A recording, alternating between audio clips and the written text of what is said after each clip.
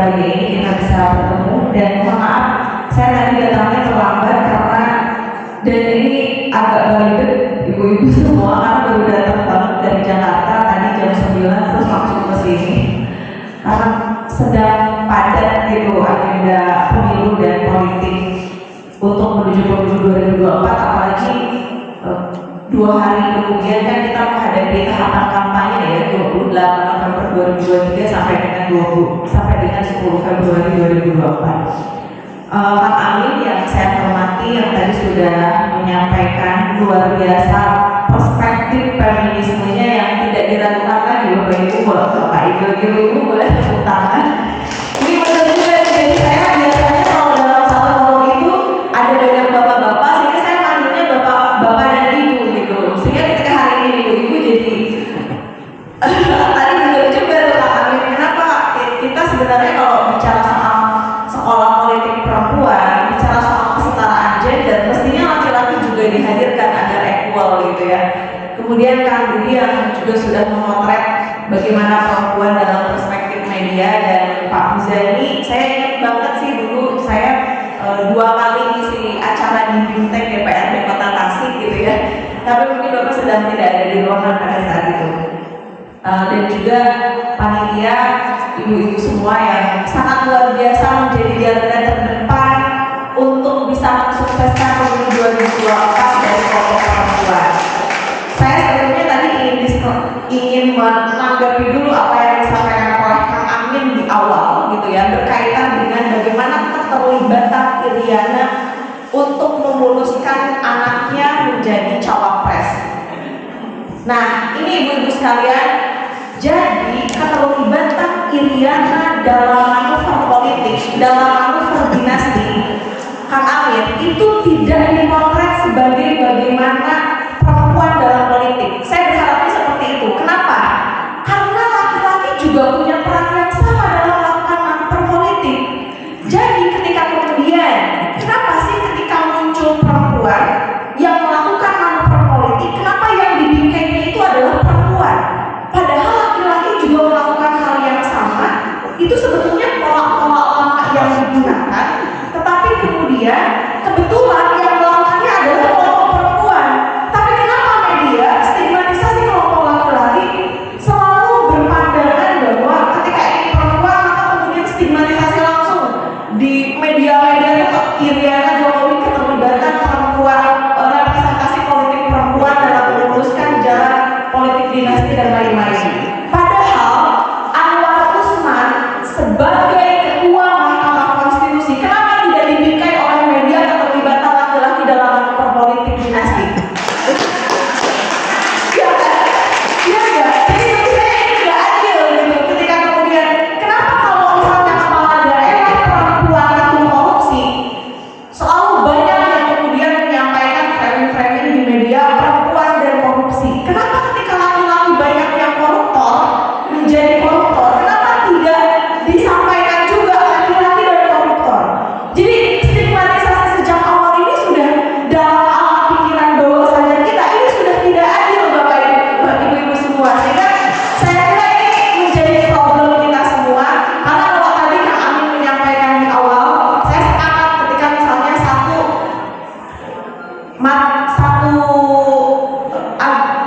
ada acara gitu ya, kemudian itu all male female semua, saya juga nggak sepakat, termasuk juga all male panel semua tidak sepakat, karena bagaimanapun perempuan dan laki-laki itu kita sebetulnya equal ya, punya kesetaraan yang sama. Tadi kalau kata Kang Amin bagaimana juga di keluarga harus selesai dan lain sebagainya, itu sebetulnya kan harus ada titik temu antara di internal keluarga, dan sebetulnya kan yang membedakan hanya alat reproduksi saja gitu. Selebihnya kita punya kewajiban yang sama, lalu juga di mata Tuhan juga kita juga adalah sama. Jadi itu saya pengen, saya juga sama seperti yang lain, turun ke bawah boleh ya? Nggak perlu.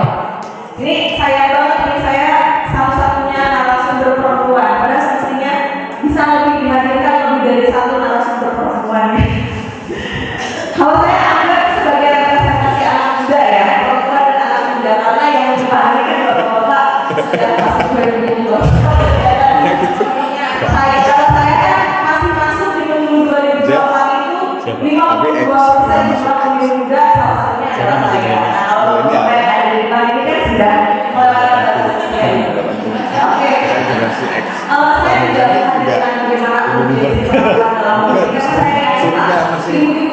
sebetulnya sudah mengalami apa sih definisi perempuan itu masuk di dunia politik, kalau kemudian bisa mewarnai pemikiran dan lain sebagainya. Tetapi kemudian yang saya katakan adalah bagaimana perempuan dan politik itu bisa menjawab tantangan dan kunci merubah peradaban bangsa ke depan. Jadi bukan hanya persoalan konsolidasi demokrasi, bukan hanya pada persoalan semua juga terlibat dalam politik itu hanya representasi dan afirmative action perempuan, tetapi bagaimana yang dihadirkan oleh ibu semua itu bisa membangun peradaban bangsa ke depan. Itu yang lebih penting. Next. Nah, kalau kita lihat bagaimana dalam next bisa di next deh. Aturan perundang-undangan, lalu kemudian juga di Undang-Undang Pemilu ataupun kemudian Undang-Undang Dasar 1945 gitu, itu kan jelas yang menyampaikan, kan bisa di next, bahwa bahwa perempuan itu di Indonesia ya, di Indonesia kita punya yang namanya affirmative action 30% keterwakilan perempuan. Mungkin hal ini akan jadi kontroversi buat Kang Amin gitu ya, yang banyak mengupas tuntas soal kapitalis feminis gitu. Dan saya rasa ketika Kang Amin berpikir demikian, kalau kita melihat bagaimana potret di pemilu 2019 jumlah keterwakilan perempuan itu meningkat dibandingkan dengan 2014, yaitu sejumlah 20,53%. Kita perlu bertanya, who are they? Siapa sih mereka yang terpilih itu? Ternyata berdasarkan studinya Aspinall, ibu-ibu semua, yang terpilih itu adalah perempuan yang punya relasi dengan oligark, kekerabatan, politik dinasti. Jadi kalau misalnya perempuan seperti saya yang bagaimanapun punya kapasitas, punya kapabilitas, tetapi kemudian ketika partai politik tidak mendukung saya, jangan berharap saya bisa mendapat nomor urut 1. Benar kan? Jadi, boleh di next enggak? Jadi, ketika kita melihat bahwa kehadiran perempuan di partai politik juga masih sangat minim, bahkan kemarin sangat sulit mencari 30% keterwakilan perempuan di setiap dapil. Pak Mujani tentu punya pengalaman berkaitan dengan hal ini, untuk sampai dengan DCT menghasilkan 30% keterwakilan perempuan dan kemudian itu harus ada di setiap dapil. That's so difficult. Itu sangat sulit untuk diwujudkan oleh partai politik. Partai banyak sekali mengeluh. Putusan Mahkamah Agung itu sudah keluar, ibu-ibu semua. Bagaimana kemudian di pencalonan DCT itu harus ada keterwakilan perempuan 30% di setiap dapil. Tetapi pada faktanya, saya ingin memperlihatkan data sebetulnya. Next lagi. Nah, ada kemunduran afirmasi perempuan. Ini kita kesampingkan dulu pemikiran Kang Amin ya. Nanti kita akan sinergikan apa yang kemudian menjadi permasalahan di Indonesia hari ini, yang tadi saya kira juga Kang Amin sudah secara komprehensif membahas itu.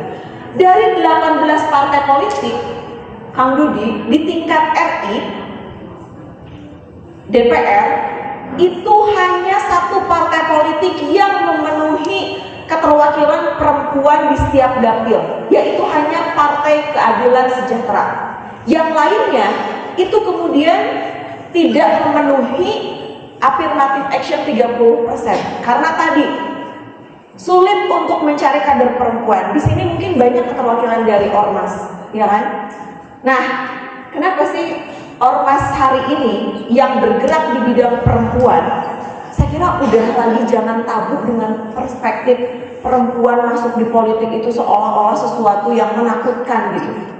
Saya rasa kita harus mulai berpikir berkemajuan gitu. Berpikir mengalami transformasi yang perempuan harus masuk dalam dunia politik, bahkan bukan hanya dalam dunia politik. Di setiap kebijakan apapun, ibu-ibu semua, perempuan itu harus hadir dan harus dihadirkan secara langsung. Kenapa? Karena ada banyak hal yang tidak dialami oleh laki-laki, itu dialami oleh kelompok perempuan.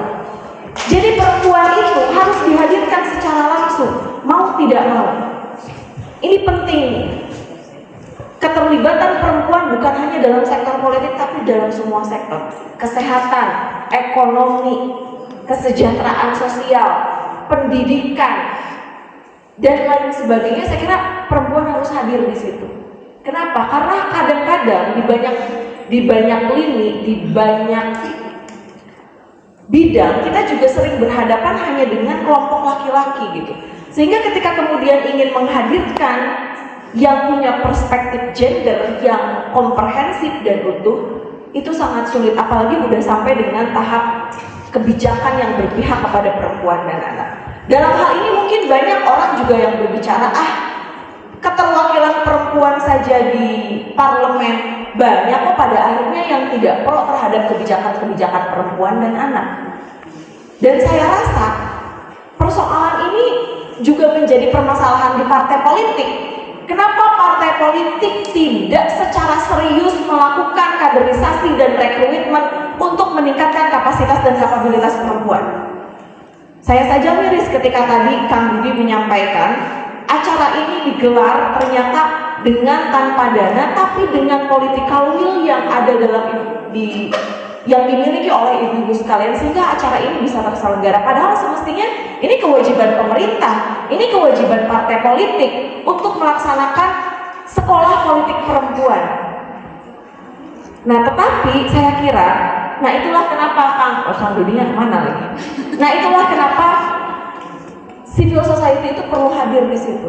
Karena ketika kemudian hari ini kita tidak bisa berharap kepada pemerintah, tidak bisa berharap kepada legislatif, tidak bisa berharap kepada partai politik gitu, maka peran civil society yang harus terdepan untuk mengambil peran itu, dan kita bisa membangun checks and balancing. Kita yang punya peran bagaimana mengadakan sekolah politik perempuan meskipun dengan keterbatasan yang ada. Next. Nah, civil society. Ini pemantauan BIM kemarin udah ibu-ibu semua. Jadi bukan hanya di tingkat nasional, tetapi juga di tingkat provinsi dan kabupaten kota, keterwakilan perempuan 30% juga belum bisa dipenuhi oleh partai politik. Ini menurut saya hal yang sangat serius ya. Kita kalau mau bicara bukan hanya 30% deh, kalau bisa 50-50 gitu, 50-50. Apalagi jumlah pemilih perempuan itu lebih besar hari ini dibandingkan dengan jumlah pemilih laki-laki. Jadi kalau keterpilihan perempuan ternyata masih stagnan atau bahkan mengalami penurunan di pemilu 2024, perlu kita pertanyakan di mana gerakan perempuan hari ini. Di mana yang istilahnya kita mengenal woman support woman gitu. Kayaknya juga itu hanya sekedar wacana saja gitu ya, tapi tidak diimplementasikan juga secara serius. Karena ketika berhadapan di partai politik, komunikasi politik itu saya merasakan betul ibu-ibu semua itu sangat sulit sekali untuk dilewati oleh perempuan. Tadi kalau kata Kang Amin menyampaikan siapa sih yang sebetulnya juga teman-temannya Kang Amin yang hari ini masuk di DPR itu adalah orang-orang yang betul-betul misalnya sejak dari awalnya saja dari lahir tuh udah mendapatkan privilege gitu. Sementara saya yang kemudian misalnya lahir dari keluarga ekonomi ke bawah, untuk sampai dengan ke tahap itu tuh butuh perjuangan yang sangat besar dan effort yang sangat besar juga. Jadi ketika kemudian ada banyak yang bertanya, ini kapan ya masuk ke partai politik? Apa jaminannya kalau saya masuk ke partai? Apakah kemudian partai bisa menjamin saya ada di nomor urut 1 tanpa adanya transaksi? Kenapa? Karena perempuan biasanya memiliki kendala di modal kapital. Ketika modal sosial sudah punya, kita tidak punya modal kapital, partai tidak akan melirik. Apalagi ketika yang ditentukan itu oleh Dewan Pimpinan Pusat. Betul ya? Semua merasakan betul hal ini. Kenapa saya hari ini memilih menjadi civil society? Kalau berdasarkan The Economist Intelligence Unit, Freedom House, demokrasi kita itu sedang tidak baik-baik saja. Ada pelemahan civil society di situ, maka peran saya harus hadir di situ.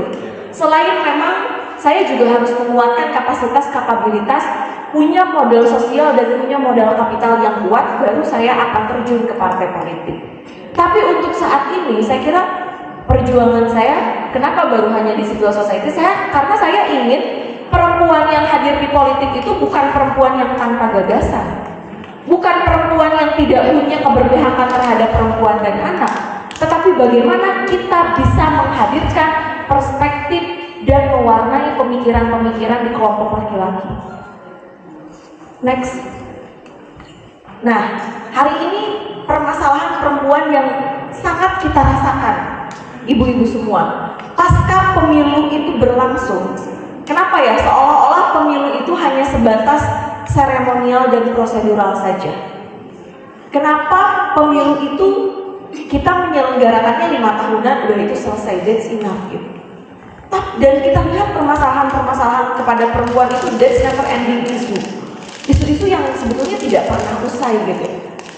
Demokrasi dan globalisasi, hak atas pendidikan, kesehatan, kemudian juga stunting masih sangat tinggi, kematian ibu dan anak juga masih sangat tinggi. Ini yang kemudian juga banyak dielaborasi hari ini, apa sih visi misi kandidat 3 capres-cawapres untuk bisa menjawab permasalahan-permasalahan stunting, angka kematian ibu yang masih sangat tinggi, kesenjangan gender di bidang pendidikan, ketenaga kerjaan juga masih timpang, termasuk sosial dan ekonomi.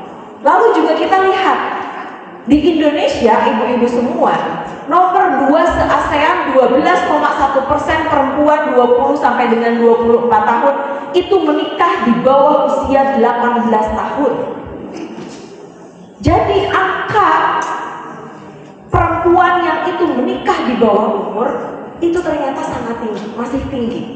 Belum lagi kita diperhadapkan juga dengan angka kekerasan terhadap perempuan dan anak yang juga masih sangat tinggi. Intimidasi itu, kekerasan itu sekarang sudah tidak lagi offline ibu-ibu semua. Sekarang sudah yang namanya dari offline bergeser ke online, ada kekerasan berbasis gender online hari ini.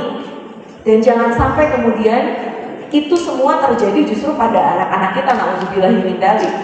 Tapi ini perlu diantisipasi karena hari ini Bawaslu DKPP yang hari ini kondisinya juga mengkhawatirkan. Kenapa? Karena ternyata keterwakilan perempuan di penyelenggara pemilu itu juga sangat mengkhawatirkan. Sama sekali kita tidak bisa menjamin penyelenggara pemilu laki-laki itu punya perspektif gender yang utuh dan komprehensif. Mungkin 1 dari 1.000 orang laki-laki yang kayak Kang Amin gitu loh, yang punya perspektif feminisme, perspektif gender yang utuh. Jadi Kang Amin ini punya tugas besar sebetulnya, bukan hanya mengedukasi kelompok perempuan, tapi juga kelompok laki-laki. Benar nggak Bapak Ibu? Jadi tapi juga kelompok laki-laki. Kenapa? Karena ternyata banyak sekali laki-laki yang belum punya perspektif gender yang baik. Jadi ketika kemudian ada di politik, makanya kehadiran Kang Amin ini sebetulnya perlu ada di semua ruang publik. Benar nggak? Perlu ada di politik, perlu ada mungkin di penyelenggara pemilu. Kang Amin tuh harusnya juga masuk di partai politik. Pak Muzani, saya merekomendasikan kalau kemudian nanti ada Rimtek DPRD lagi, Kang Amin hadirkan menjadi narasumber untuk bisa memberikan perspektif gender.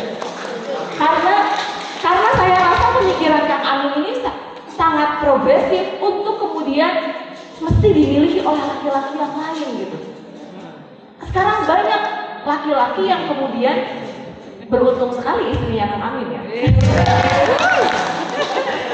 Atau misalnya Kang Dudi gitu, yang bagaimana punya juga perspektif yang baik berkaitan dengan gender gitu.